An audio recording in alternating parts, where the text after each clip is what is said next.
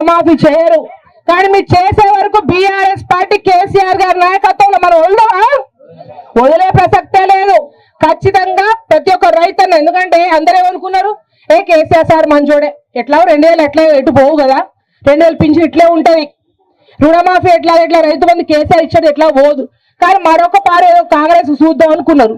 కానీ ఇవాళ ఏమైంది, లబో దిబోని తలగొట్టుకొని ఇవాళ హైదరాబాద్ నుంచి కొట్టుకుంటే గల్లీ వరకు కూడా మా అక్క చెల్లెలు బస్సులో కూడా పాపం ఏదో ఫ్రీ బస్ అనుకుంటాం, కానీ ఆడ కూర్చొని కూడా అనుకుంటారు ఏమో కాంగ్రెస్ తెగబెట్ట 2000 ఇస్తాను, 2500 ఇస్తాను, 2500 ఇస్తలేడు అంటాడా, తిట్టుకుంటారే ఉన్నారు.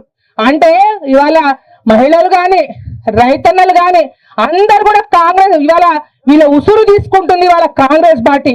కానీ బిడ్డ ఖబర్దార్, మేము బీఆర్ఎస్ పార్టీ ప్రతి ఒక్క కార్యకర్త రైతన్న వెంటే ఉంటాం. మీరు రుణమాఫీ పూర్తి చేసేంత వరకు మీ అంతు చూస్తామని తెలియపరుస్తా ఉన్నాం.